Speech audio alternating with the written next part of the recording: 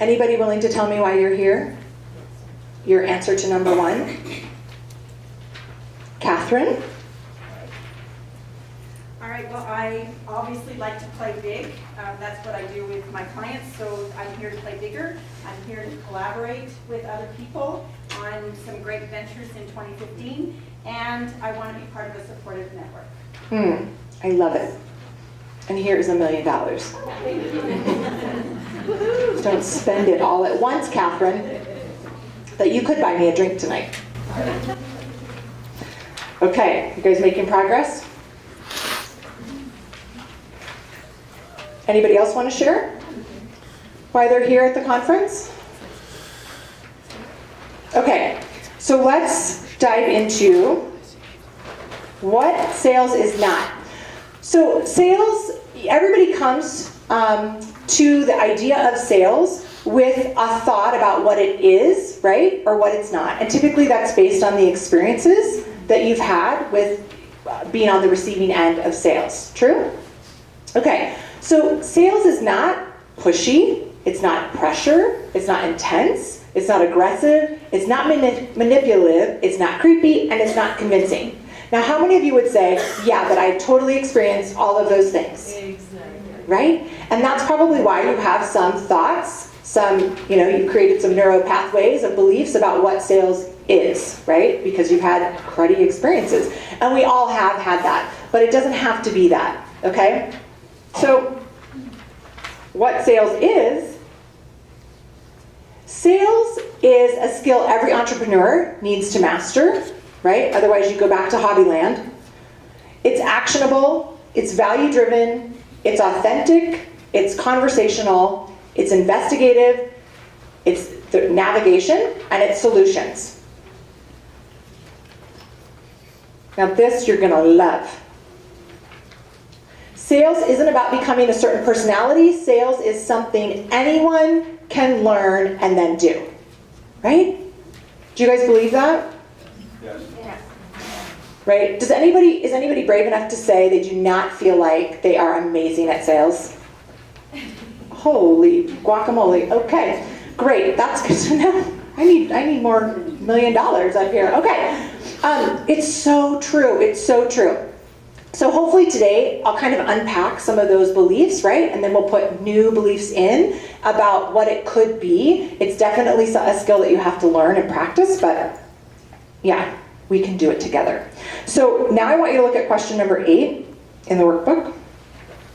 And I'm going to walk you through some languaging and just kind of some support to help you bridge the gap between I don't like sales, I'm not good at sales, to okay, here's a place to start, right? Okay, so question number 8 starts with the question of sales is showing up blank to offer blank. Oh, no,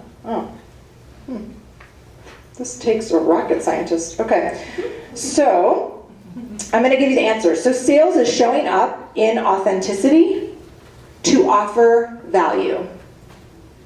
How many of you have ever experienced, been on the receiving end of a sales dialogue, and that's exactly what you experienced, and you thought, oh my gosh, that was so great, and it was easy, and it was really comfortable, and I really like that person, right? The last car I bought, that's totally what I felt, and I referred my neighbor, and then my neighbor went and bought a car, literally the next week. I would never have done that if it had been, kind of the thing we always think about, right? About like, ooh, buying a car doesn't feel good. It's kind of pressure and icky and it's games and all of that stuff. So that really is the antithesis of what we all are looking for and what we all want. We all want authenticity and we all want value to be brought, right? Whether you say yes to the sale or you say no to the sale. Okay, number 9, sales is asking the correct type of questions to help your potential client uncover his or her real issue or problem. Again, I'm sure everyone has been on the receiving end where someone thinks that you are a prospect and then they tell you what your problem is. How many of you say, oh my God, that I love when people tell me what my problem is? Right? Hello? No one. So nobody likes that, right? And so as somebody in a place of conducting sales, right? That the whole, I always think of like, you catch more flies with honey, right? People don't want you to tell them what their problem is. They want you to help them walk through it, to go back to the navigation of having them uncover their own issues, their own problems. Okay, number 10, sales is you helping to navigate the conversation so that your potential client comes to their own conclusion that they need the solution that you are the one that can provide that for them, right?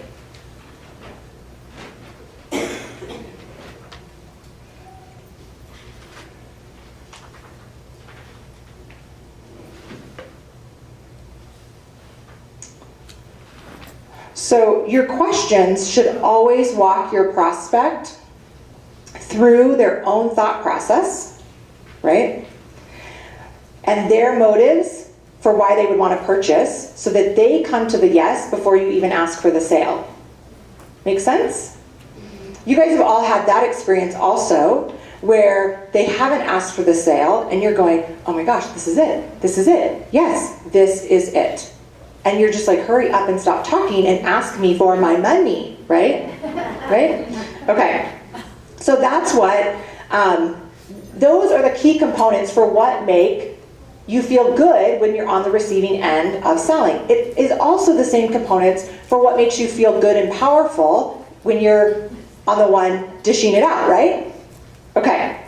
So number 11 says, what makes a great sales experience? And what I would suggest to you is that you do this. You say to yourself, what makes you feel good when you're on the receiving end of a sales experience? What are those characteristics and those qualities, those experiences, right? What are those emotions that you feel during that? And then ask yourself, do I provide that?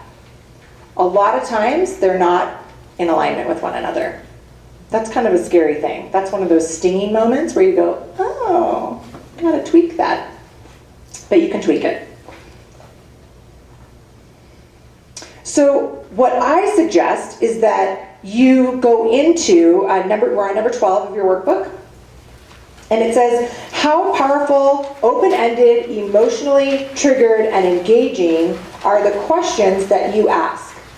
So that's on a scale 1 to 10. 10 being I'm a rock star, and 1 being, oh, I think my questions are kind of puny. Now, a lot of you probably think, well, I think I ask good questions, but you probably are not very systematic about it.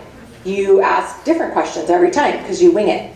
Does anyone in the room wing it? Right? Yeah, you wing it. Some of you, I will say, some of you have been in business for a really, really long time, and you are great at winging it. The pitfall of that is that you don't create a system, and therefore you can never actually hand that piece of your business over to someone to do, right? Because they're not you. So that might be one thing to kind of think about. So number 13 says, formulate the right questions. Okay, now number 13, you practice and you ask and then you repeat. You practice, you ask, and then you repeat. Now, I always tell clients that this is what I call the question lab. The only way for you to genuinely figure out what questions really serve you and get you to a yes with the potential client is to practice. Are you going to get it right the first time? Probably not. If you do, kudos, right? Most of us didn't get it right the first time, right? And also, you're not going to convert every single person into a yes every single time. Some of us have really high conversion rates, which is great, but we don't convert every single person every single time. And anyone that tells you they do, I would say, so nice to meet you, and I would walk away.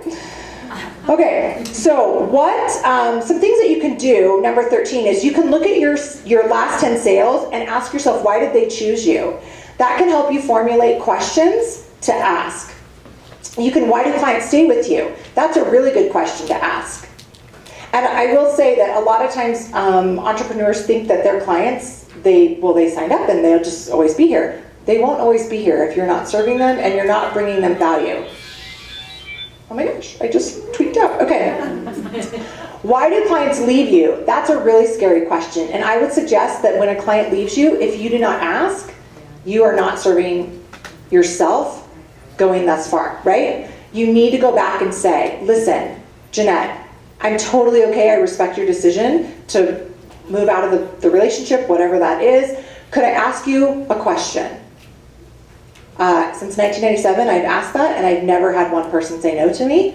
And I would say, what changed your mind? What made you decide you needed to go down a different path, right? Don't you want to know why people are leaving you, right? You want to know what it is you're not doing to serve them. Okay, and then last is, what do they say when they leave you?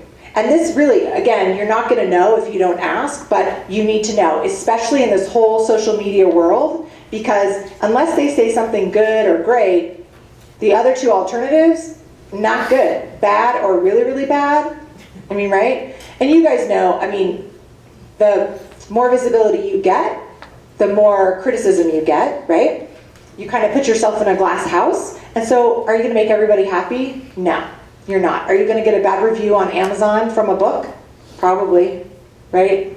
You just get your Kleenex, you cry it out in the pantry, and then you go on. Or if you don't have a pantry, you pick the room. But that's where I went. Okay. Okay. So let me give you some examples, right? Because everybody likes examples. Everybody always wants to know, okay, well, this is all great information, but I still don't really know what to say. So some examples of lead-ins that can help you create questions in your own little question lab to get them talking and giving you the information that you need in order to really tailor-make a service, a product, a program for them, right? To walk them, to navigate them through it. Clearly, you are going to want to make this fit into what you do, but what do you look for in, right? So the main thing is you're not asking yes or no questions. I will say it's very interesting. If you think you don't ask yes or no questions, you probably do. And if you record yourself sometime doing a sales conversation, it's really fascinating because then you listen back to it and you go, oh, okay, I just asked 12 yes or no questions. And I asked 3 that were actually thinking, engaging, emotionally triggered questions, right? So you obviously want to stick on the side of the open-ended piece of it. So what do you look for in? What has been your experience in? What have you found? How have you successfully used? How do you determine? What's one thing you would like to improve about, right? Does anybody feel like they love the questions they ask? Some of you probably do. Yeah, you love the questions you ask? Okay, on the next section it says formula for crafting strong open-ended questions. This is kind of just a formula for you to take in so that you can create questions. I would suggest that you have no less than 20 questions that you can ask every single prospective client. I won't go through them because you guys can all read. Okay, so let's talk about the 4 fatal rookie mistakes. Okay, number 1, they have passenger mentality. Sales isn't reactive, it's proactive. People are looking for leadership. Now, can some sales be reactive? Someone comes to your website, they purchase somebody says, hey, can you call me? Or they walk into your store, I want to buy something. Of course, that's not what I'm talking about. What I'm talking about is most of us in a service industry, we're doing something to get people into our sales funnel, right? So you're doing proactive work. However, a lot of rookies make the mistake of kind of taking that passenger, seat, and they're like, well, I'll just be in response mode. I will tell you that I don't have a percentage for you, but I know that it's high. People want leadership, and so many times it's not about you showing up being perfect. It's not about you having every single answer to everything they wanted to know, or even being able to fulfill every single need that they have, right? It's that you said to them, you know what? Here's how I work. This is what I know I can do. Here's what we can do and create in your business, and this is the transformation that's going to happen. And she goes, holy cow, this woman's on a mission. She knows what she's doing. There's leadership there. I have security in it. And she goes, let's do it, right? Haven't you guys ever done that? You've purchased something because of the leadership behind it, right? Okay. I already just said that, yeah. Oh, no. Okay. Number 2, they are unwilling to become bilingual. Sales is about learning a new language. How many of you speak more than one language? Look at you. I flunked out of Spanish. If Mrs. Rose had not wanted me to be the yearbook editor, I never would have made it through that class. So I can say where's the bathroom and hello. Okay. Sales, however, is exactly that. It's just learning a new language. So even if you are thinking, yeah, but I'm not good at sales, I don't have that personality, I'm not really outgoing, whatever, you know what? You can actually learn to become great at sales. And again, going back to our superhero, it's not about becoming a different person, right? You don't go into the phone booth and change into your underoos and pop back out. You do want underoos, however. You just have to learn a new language that feels really comfortable and really confident for you, right? So that you can authentically answer, respond, and be proactive with that. Okay, the next one. They speak in the how versus the what. Features versus benefits.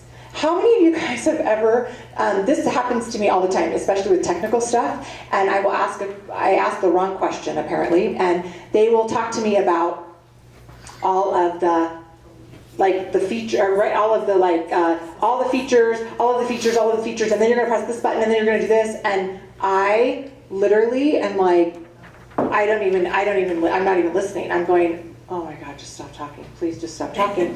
I don't care. I'm like, just if I push the button and I give you the money, is it gonna work? Great. I mean, right? Haven't you ever experienced that? So a lot of times, again, going back to recording yourself, a lot of times we don't realize how many times we move into the feature aspect of it. Think about if you are a service provider, if you have an online type program, you usually think about creating the program, and then you think about, and I'm gonna have this feature, and this feature, and this feature, and this feature, and it's gonna be this many weeks, and this is how they're gonna get to it, and right? And really at the end of the day, do people need to know that? Of course they need to know it eventually after they have, they've paid for the product, but do they really care? I mean, is that really why people give you their credit card number? No, it's really not. They give you their credit card number because you told them about all of the stuff that was going to happen to them inside of their business, all of the transformation that was going to take place. Number 4, they lack muscle memory. Again, this just goes back to, you have to put yourself out there. It takes practice and accountability.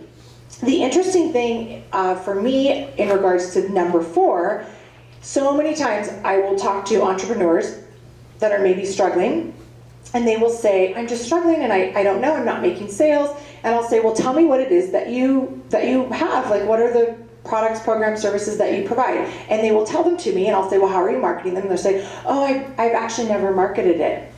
And I say, come again? Right? And they will say it again, and I'm thinking, no, I actually heard you. I just am like, I can't understand what's happening now. So yes, you have to put yourself out there, right? If you want to actually investigate if it's going to work, if you have the right components in place, if you're talking about the transformation that's going to happen, right? And if you want to convert them into potential to actual client.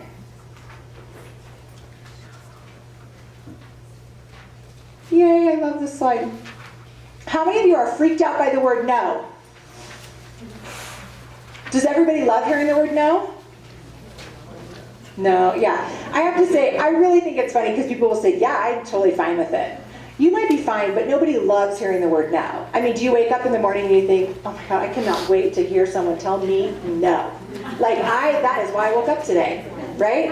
That's not why you woke up today. And you might be okay with it, right? Because you're not attached to the outcome, but you don't typically just say, I cannot wait for someone to say no, right? Some of you are okay with it because you've heard it enough times. Okay, let me tell you what no really means, because a lot of times, especially women, we make up things that it means, right? How many of you have ever heard no, and then you hang up the phone, or you get out of a meeting, you were negotiating or pitching something, and they said no thank you, or whatever it was, and you get in your car, you hang up, and you think, oh my gosh, so I really should have said it's because I didn't say da-da-da. I wonder if I made them mad. And you do all these things. You make up a huge story. Like, really, you should be Danielle Steele. Right? Right? You're like, oh my word, I made it all up. Okay, so remove the emotion from it. What no really means is it means you're out there and that you chose to get into the ring. Right? Give yourself some kudos for that. Do you know how many women in business do not get in the ring? A lot. Way more than women that are in the arena, in the ring. It means you're operating in a business. You're in business mode versus hobby mode, right? It means you are practicing and you can only get better with evaluation. It means you are now able to track it, tweak it, try again, learn it, crush it. Do you want me to say that one again? Sorry, I said that really fast. I realized your eyes all kind of bugged out at me, and I went, oh, I said that very fast. It means you are now able to track it, tweak it, try again, track it, tweak it, try again, learn, crush it. I don't know what I said next, but my notes don't even make sense, so, okay. It means you are moving into proactive marketing, right, versus reactive marketing.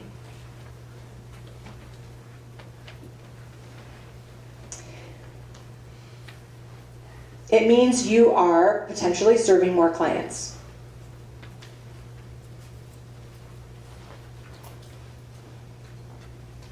And if you can hear my voice, it means that you didn't die the last time you heard no.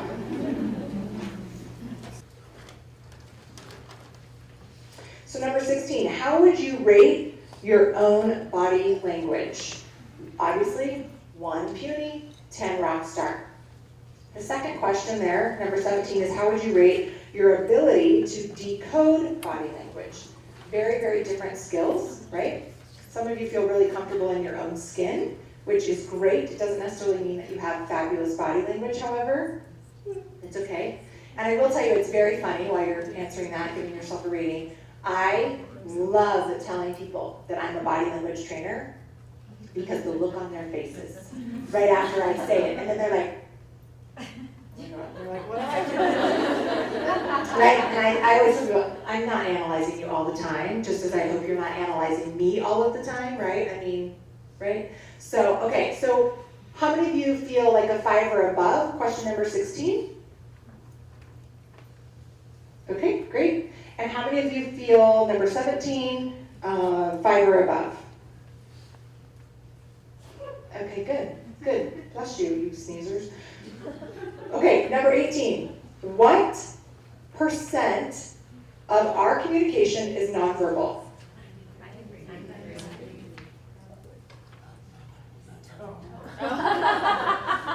No, oh, sorry, that was funny. Yeah. So studies have shown that when salespeople use powerful nonverbal communication or body language, and I will tell you, I do jockey back and forth when I say nonverbal communication and body language, it's the same exact thing. After a 1-hour training, they increase their sales by 56%. Hello, skyrocket, right? Okay, so what did you guys say for number 18?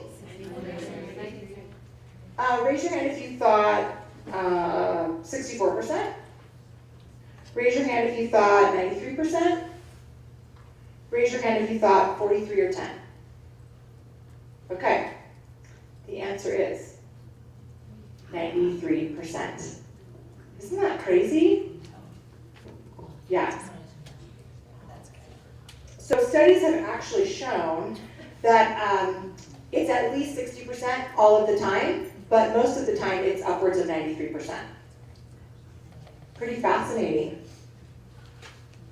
Okay, so the 4 pillars of nonverbal communication.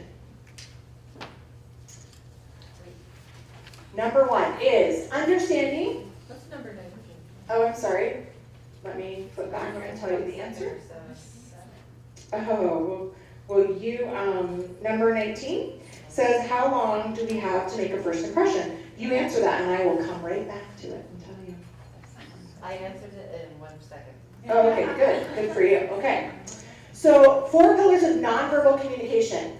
Number 1 is understanding the implication and applications that body language has on your communication, and it can dramatically impact support and bring clarity to your spoken word. It can actually impact all sorts of other things too. Number 2, nonverbal communication can easily be the missing link to effectively communicate. Number 3, Successfully learning power body language can not only help your audience receive your message correctly, it can also help you win them over. Right? And number 4, choosing to ignore nonverbal communication can keep you from delivering words and body language that are congruent and ultimately hurt your networking, connection, how you are perceived, the speed in which you build trust and rapport, and your conversions. Sometimes people say, really, is that true? It's really, really true.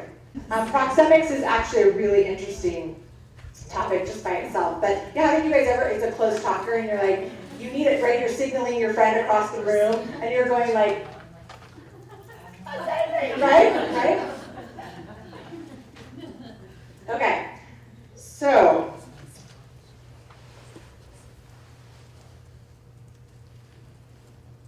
we're going to break it down here. So 93% of our communication is nonverbal, 55% is facial expressions, 35% is voice tone, and what do you think the percentage is for your words? Oh, you guys are fast mathers. Whoops. Oh, where'd my slide go? Oh, well, there's a slide that has a big red 7. You're right, it's 7. Okay, 7%. Now, how many of you, when you think about marketing, whether it be like your verbal marketing, videos, voice, like when you're talking to an actual client, you're doing workshops, that kind of thing, you are so in tune and on top of what is my content? What am I saying? How am I saying it? Is it all in order, right? Isn't that the first thing you think of? How many of you also then think through your body language? A couple of you. That's really good. So you guys always know when someone has horrible body language, right? Like a speaker, and they're like, really happy to be here today, and just, right? You can always pinpoint that. Body language is one of those things that speakers, trainers, coaches, most people in business, even in negotiation, it's not something that they plan out, right? There's no strategy to it, they wing it. Okay, so a really awesome thing to tell you to just prove this. So, this is the very first debate that was ever televised. It was between Nixon and Kennedy, and back in the day, not everybody had a television, right? So this debate, some people viewed it on television, and some people actually listened to it on the radio. How many of you guys tell me what you think in regards to, if you were a viewer on television, who do you think they thought won? Kennedy. That's correct. And the listeners on the radio were 100% sure that Nixon had won. Yeah, very interesting, right? So even before Nixon was introduced, in the very beginning stages, he displayed multiple negative nonverbal body language cues. He was gripping the chair. There were arms to the chair. Oh, did I put a chair picture? Oh no, you're standing. He had a chair there, and he was he had his hand on the chair, and it looked like he was making a fist, right? So first of all, the gripping is a nervous. It doesn't exude confidence and security, right? You're not really anticipating this guy knows what he's doing and he's ready to rock the world. He's also making a fist, which is aggressive, not really open body language, right? His leg at one point was tucked half kind of under. It's actually called the runner stance. He's sitting, and one of his legs was tucked back, right? So it looks like he's ready to exit, and that's what your mind goes to. Oh, he's literally gonna bolt from the room, from the debate. He had a lack of eye contact, and right as he was getting ready to be introduced, he looks over to Kennedy, and that's very submissive, right? So he looks over, and as they're introducing him, and he goes, and it's this very nervous kind of twitchy smile that he does on his way back to, center. So lack of eye contact obviously always lends our brain to go to a place of mistrust. Not good. The interesting thing was that more than 50% said that very first debate was what cost Nixon the election. And he actually was quoted as saying, "I should have remembered, a picture is worth 1,000 words." And it's true. One other really interesting fact is that another presidential debate was not televised for 16 more years. because candidates were scared to death that they were not going to have the correct and proper body language to exude confidence, security, and to win the vote. Crazy, right? Scared the crap out of them. In that picture, Kennedy's leaning in, Mm-hmm. so he's like he's engaged. And Yes, he was very good at this. Another thing that Kennedy is very well known for is he put himself on the right side of the podium or the debate center, right? So he was always seen on camera going across, so his hand is always in front when he's shaking hands with Nixon, which that's dominant, right? So that shows I'm the alpha and you're submissive to me.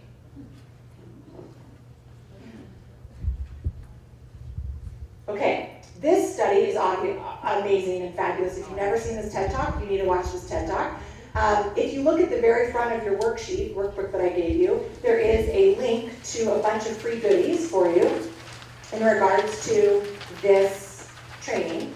And it should say andreasolinger.com/gifts. If you go there later, you can get all sorts of goodies from me in regards to this talk, plus some extra things that I just threw in there. And this video link is actually there. This is actually, she's a social psychologist. Her name is Amy Cuddy. And she is out of Harvard. She is incredible. How many of you guys have watched this video? Right? You know the study? It's pretty amazing. Can I tell you, this morning in the shower, this is what I was doing. Awesome. 5 minutes. For 2 minutes. Yep. And then I went like this for 2 more minutes. I didn't want to get out, the water was really warm. Okay, so she did, it's called power posing, power pose study, and she took participants into the lab and she tested a couple different things. So the first thing she did was she got a saliva test from them, right? Because she studies hormones. So the 2 hormones that she was primarily studying were cortisol and testosterone, right? Cortisol is your stress level. The people in the back of the room are having a lot of fun. And, right? Your power pose, that's right. And your testosterone is what gives you that feeling of confidence, right? Okay, so she measured both of those. And then what she had them do, she took half of the participants and she had them do low power, low power body language. Now some of you are like, oh, I probably don't do that. Honestly, everybody does it. And then she took the other half of the room and she had them do high power poses. And there's all sorts of things that you can do, and she gives examples and shows them. The Wonder Woman is really the one that is like the most well known, right? One that you see men do all the time, right? They go like that, right? Men take up a lot of space. It's that testosterone. So what she found was after they did 2 minutes, just 2 minutes, of either the low powered body or the high powered body poses, she took them back in and she had them, she said, okay, so now we're gonna like risk something, right? So she's having them gamble. And the ones that did the high power body posing, they risked and gambled 86% more than the low power body poses. 86%, that's really, really high. She also found, she did another saliva test right after the end, that their cortisol went down 25%, and their testosterone, and this was true for men and women, went up 19%. Crazy. Now, in contrast, the low power posing people, their cortisol increased by 17%, and their testosterone dropped 10%. Yeah. Now, let me tell you something that you guys do all the time and you don't know that you do it. Let's say this is your phone, and before you go into a meeting, a negotiation, you get online to Skype with a potential client, or maybe just walk into the room with a client, or even just get on the phone with a client, and you go like this with your phone. And you're checking things, right? How many of you do that, right? You typically are not doing high power poses, right, with your phone. Right? You're not doing that. You're going like this. So you're making yourself small. So something to think about before you go into negotiation, to meet with a new client, a potential client, even just a client that is a current client, right? You want to be as confident as possible.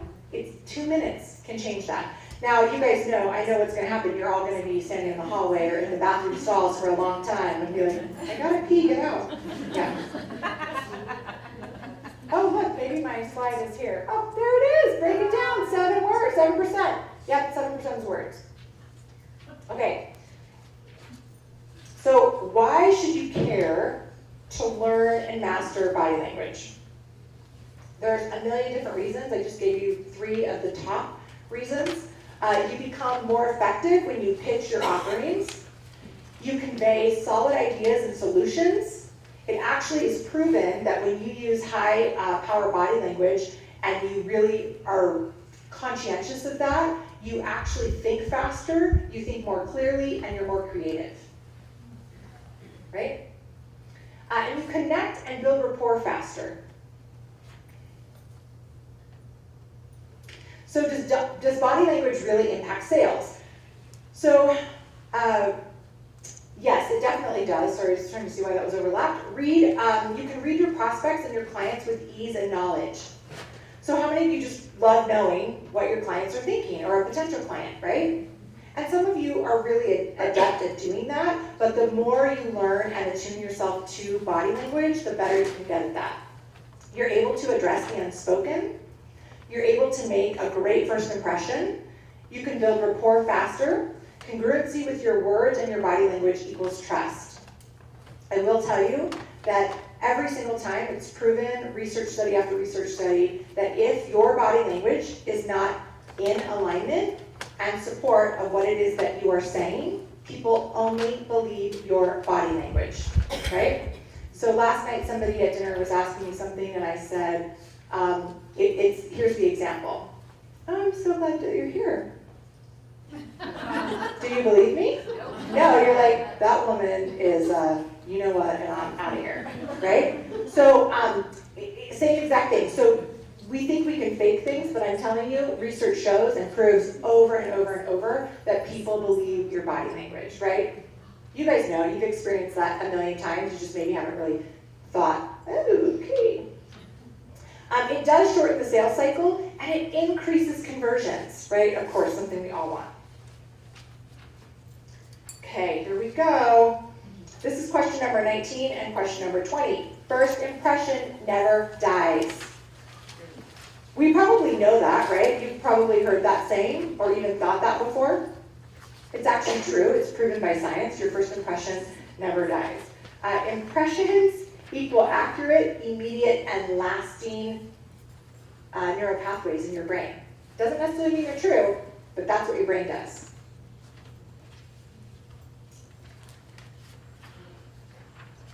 Here's the thing about the brain, is that it's proven, researchers have proven that inside of the first impression, it doesn't matter if you got it right or you got it wrong. But like, let's just say, Michelle, right? Michelle, okay. Let's say you and I have our first encounter and I just go, I don't like her, right? Like in my head, that's what I think, right? And then tomorrow we have this incredible conversation, you give me a referral, you are just like magical. No matter what, I can never overcome the, I don't like her. I can kind of fake it, but I will never overcome that I don't like her. Isn't that interesting? Think about somebody that you actually have had a negative first impression about, right? And they have little moments where you go, oh, yeah, I mean, that was nice. But you still are like, oh my God, I don't like that person. We all judge when it comes to first impressions. The 4 things are warmth, trustworthiness, competence, and aggressiveness. And I have to tell you, when I first started studying this particular study, I was really blown away because if you go to number 19, how long do we have to make a first impression? It's less than 1 second. Less than 1 second. We're pretty judgmental people, huh? Yeah, and in that 1 second, these are the 4 categories that we actually make note of. That person's not very friendly. I don't think I can trust her. Ooh, she does not know what she's talking about. Right? Or whoa, she is aggressive.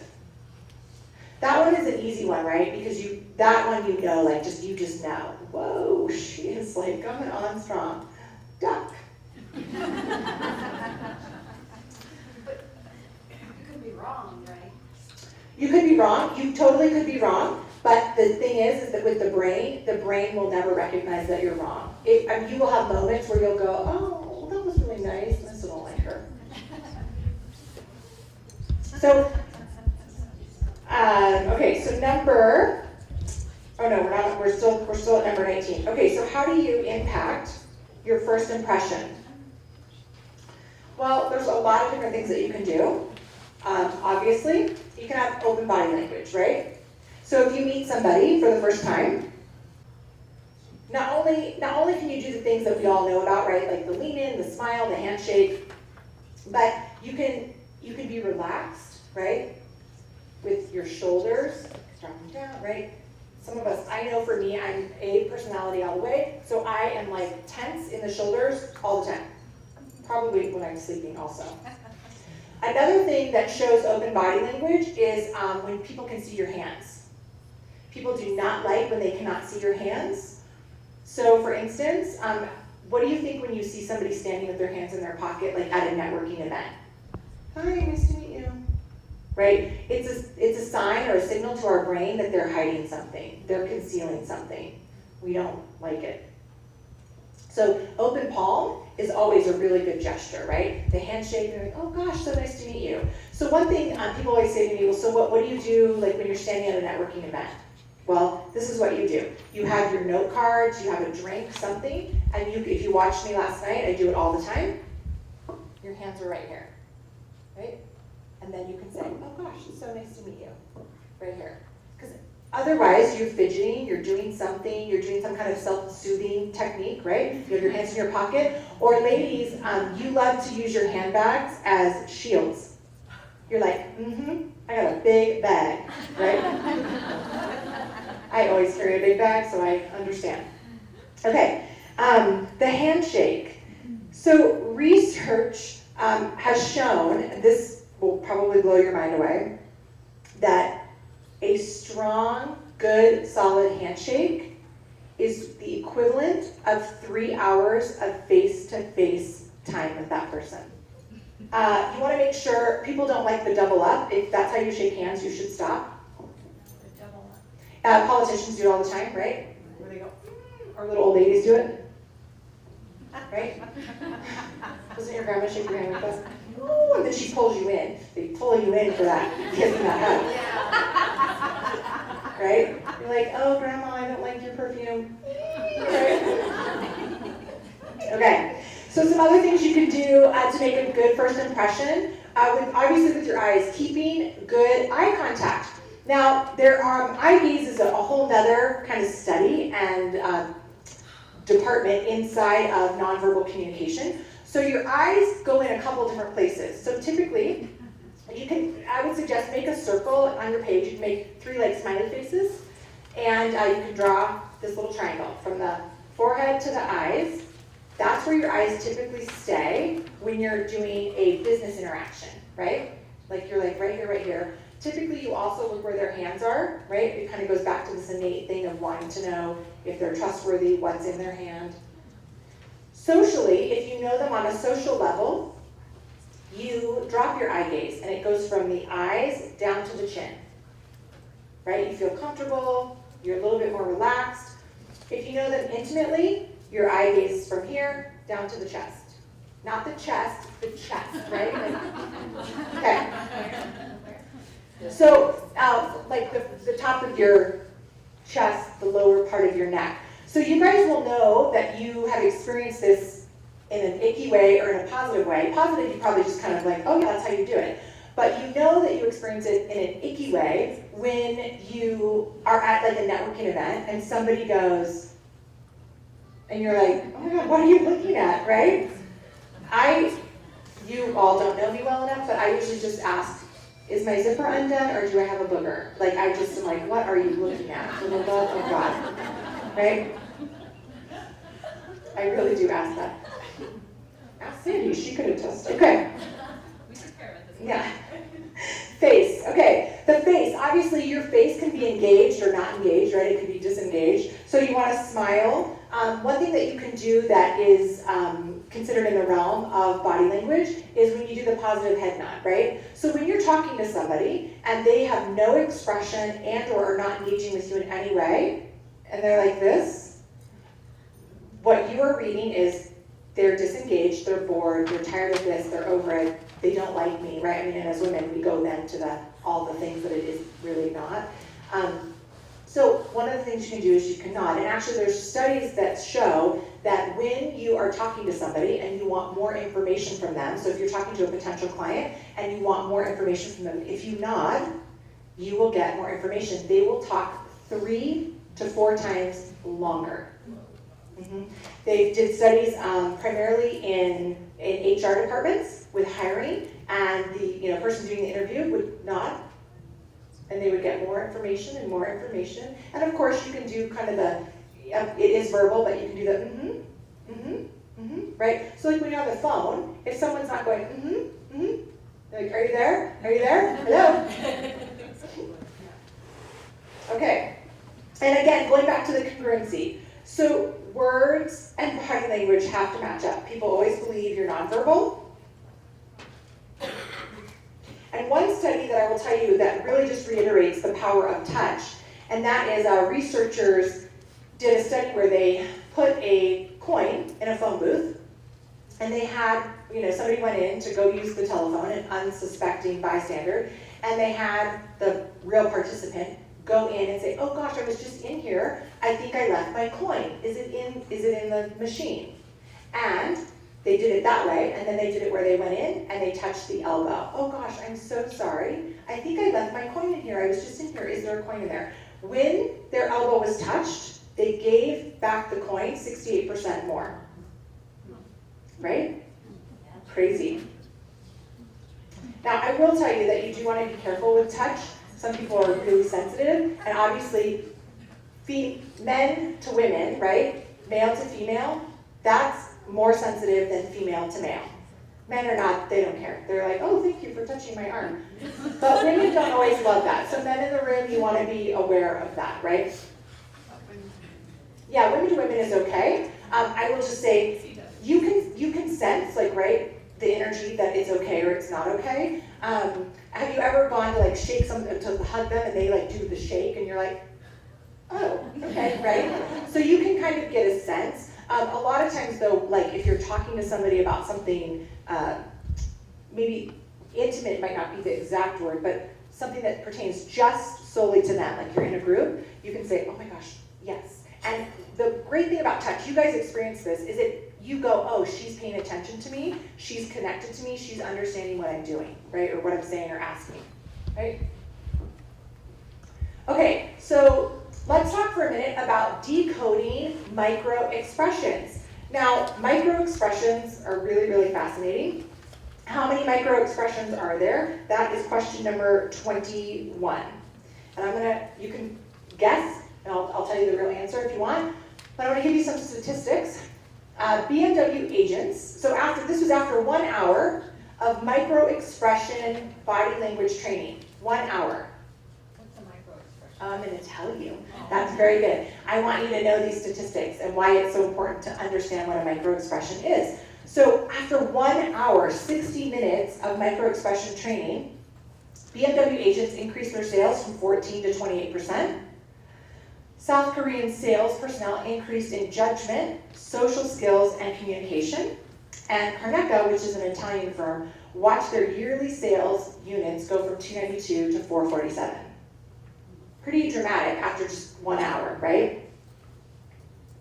Okay, so a micro expression is a brief involuntary facial expression shown on the face, right, of humans, and it's according to the emotion that you are experiencing. It actually was discovered in 1966 by Haggard and Isaacs, but we had our most comprehensive study and research and diagnostics done by somebody you might be familiar with, Paul Ekman. He's done a ton of microexpression research. So they're all universally recognized. It crosses over sex, race, geography, culture, right? Doesn't matter. And a microexpression is something that you do within 1/15th to 1/25th of a second. you just did one. I know. I lifted my eyebrows. You went, yeah, and you drew your mouth down a little bit. There's actually 7 universal micro expressions. And they're really, really fascinating. Oh, I just told you. There's 7 of them.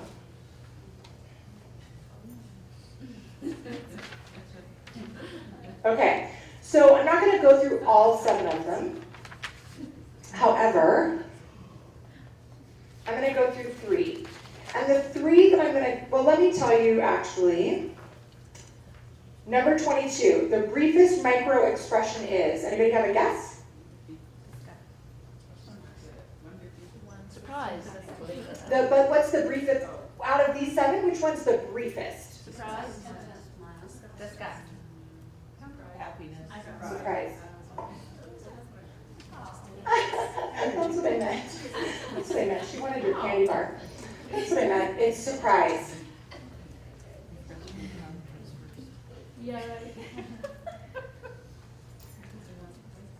Which one's the hardest to fake? Which one? Anger.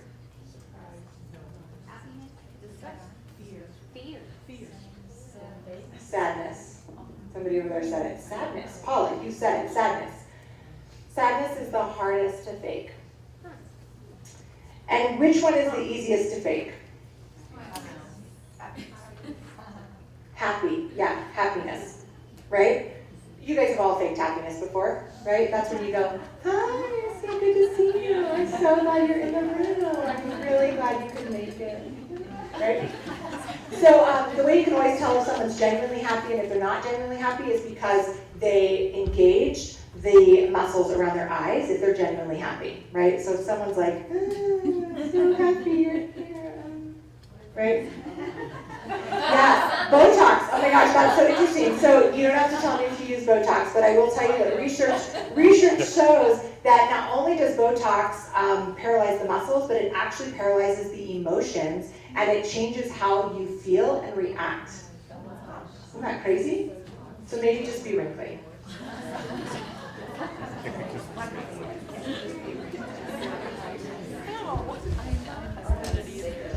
Okay, so the first one, I'm gonna talk to you about 3 that you've probably experienced from a professional at business level, okay? And the 3, there's 4 on here, I know, but the 3, do you guys remember this show? Yep. Yes. Lie to Me. It's such a good show. So the 3 that we're gonna talk about are disgust, anger, and fear. So we're going to start with disgust. And I'm just going to give you a couple, and the reason I want to start with these and walk you through just these 3 is because when you see these micro expressions happening in the dialogue that you have with clients, right? You can't hear them always, but you can see them if you talk with clients over Skype or they're face-to-face. It will allow you, once you learn how to recognize them, you'll learn how to then respond to them appropriately and how to diffuse it. Okay, so disgust. Typically, what's my little thing over? I can't even see this. What's this so little? So the nose wrinkling and upper lip is raised, definitely. So a couple of other things that you see is the mouth kind of grimaces. The eyes narrow, right? When you get those little wrinkles, your eyes kind of narrow. You're like pinpointing something. Typically, your chin will drop. Sometimes it will lift a fraction if you're like, right? You're trying to really check something out. Most of us actually do it drops. Your head can turn slightly. Men don't typically turn their head, women turn their head every time. And your lips get pursed. So what happens when you see a client do this? Typically what you want to do is you want to go to permission mode, right? They're not happy, right? They're in disgust mode. So some things that you can say to support kind of unraveling that feeling of disgust is you can say things like, you know what, listen, Cheryl, there's no right or wrong answers. right? That can kind of diffuse it. You can give her permission to tell you the truth. So Nancy, just tell me what you really think, right? And you could say something like, okay, Vicki, I just want to get to the heart of what really is the issue. Tell me what you really think. Okay, fear. I love that picture again. Fear. Your eyebrows are raised and pulled together, raised upper eyelids, tensed lower eyelids. Your lips are slightly stretched horizontally back to the ears. So obviously fear is terror, it's apprehension. Your eyes definitely get wider. Are you guys practicing these? Your forehead can get wrinkled also. And you typically, while your lips are tense, you end up exposing more whites, part of your eye, right? So fear is like this, right? You can see this happen when you have to deliver bad news to a client, when someone's being interviewed. Most people do not like being interviewed, right? Sometimes you can see fear when you're proposing a new idea to a client that's resistant, or even when you're working with a new client, right? And they're just really intrepidatious about what it is that's going to happen with this first session with you. I see that happen a lot. So the place you want to go for that is you want to go to calming, right? Their apprehensions and their fear. So you can say things like, Jeanette, it seems like you're kind of nervous about what we're about to do. Tell me about that, right? Just address it. Did you notice how my tone of voice dropped when I did that? You want to ease their minds about what's going to happen next, right? You want to give them kind of the game plan. And one thing to notice too is that surprise and fear can be really easily confused. And fear is your eyebrows, typically they're raised, but they're more aligned together. And surprise is when your eyebrows go like, bloop, bloop, right? Like the cartoon. Okay, anger. Anger is rage, extreme irritation, frustration. They feel threatened, they feel pressured. Your eyebrows are pulled down and inward, right? You get the, I need Botox. Your lips tighten, right? Typically your mouth will turn down. Sometimes you will see gritting of teeth, and some really interesting research shows that if you look back at just the way that animals behave and react, right? They have some of the same kind of facial expressions, micro expressions, the same type of body language, and they show their teeth a lot, right? Think about when a dog is growling, what do? They show their teeth. It's actually really funny because my sister says when I get angry, I always show my teeth. She goes, there's the teeth. And I'm like, God, really? Do I really? But clearly I do that. They flare their nostrils, which I just did. And one thing that they always tend to think is that, oh my gosh, this person's really angry. They're so red in the face. Red in the face is angry, and they're kind of like that barking dog, right? Where they're just going to go, rah, rah, rah. What you have to be careful for is not when they're red in the face, it's when the blood has drained and their face is pale and white and bright. That's when they're about to bite your leg off, right? Because if you think about, typically, and I know if you've had a dog like attack you, you'll probably not like my little story, but if a dog is barking and making a ton of noise, he's not going to bite you. It's the dog that you don't hear that comes and gets you, right? He can't be barking and holding onto your leg at the same time. Right? Okay, so what do you do if you have a client that's in anger mode, right? Hopefully you will never experience that. The reality is that if you're in business long enough, you're going to experience that. So you go to disengage mode, right? You've got to disengage, you've got to kind of bring down the emotion of the situation. Obviously you want to be calming and you want to be explanatory, right? So some of the body language you can do is you can say like, oh my gosh, Mia, like, listen, I'm not a threat. Here's the deal, right? Show the palms. Hands up, palms open, works every time. Okay, so as we wrap up, I want you to imagine 6 things, okay? Number one, am I doing what needs to be done so people really see me as a trusted advisor or an expert in my chosen field? You can answer yes or no.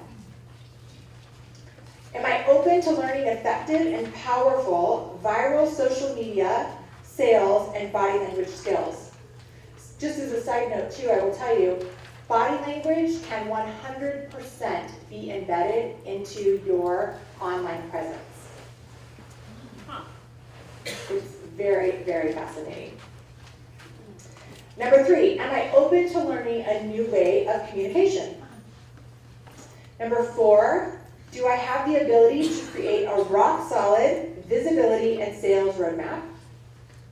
Number five, do I know why prospects would want to work with me? And number six, how has investing in myself and my business benefited me in the past? So that one's not a yes or no. That's something you would need to ask yourself. So here's the fun part. The fun part is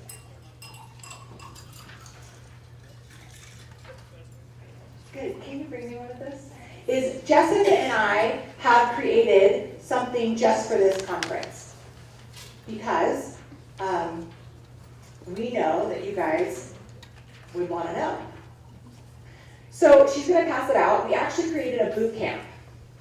And I'm really excited about the boot camp. So the boot camp is all about social media, sales, and body language. Boot camp, that's the name of it.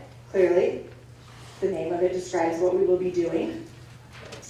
So let me tell you some things that we're going to be doing. We're going to be crafting, you are going to be crafting 20 powerful questions to win people over in whatever industry niche you're in. You're going to create a systematic way to receive powerful raving fan testimonials. You're going to effortlessly create language for every sales scenario, including objections. You're going to learn powerful questions to ask with a 98% success rate. You're going to take the no to a yes. You're going to learn body language for cold calling and decoding expressions. There's actually a specific body language that you can use when you're on the phone, when you are not eyeball to eyeball with someone. I will tell you, the more eyeball to eyeball you can be with someone, the better. It moves your business and your relationship forward like light speed. You're going to learn body language tips and tricks to infuse into your online presence, like I shared. Jessica's going to teach you how to create 30 plus referrals in 30 days. Holy cow, what would you do if you had 30 solid referrals in 30 days? That would be fabulous.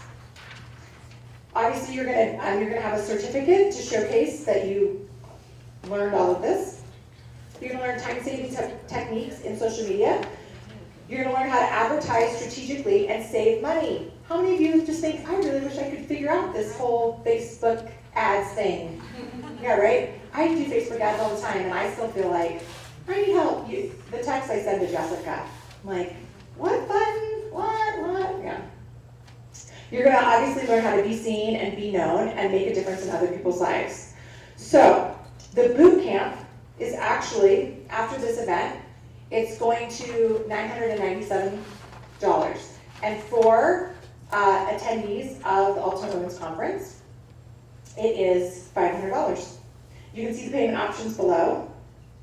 We're excited. It's 10 weeks. We're going to be masterminding together. There's going to be a ton of bonus videos, obviously, because you need to learn some of the body language through videos. You're going to get to connect and really figure out how to infuse your own body language so that it's successful and it's not inhibiting you from closing connections and conversions, right? And I'm going to teach you how to do that over the telephone, how to do that visually, and also how to embed it inside of your online presence. Okay, anything I missed, Jessica?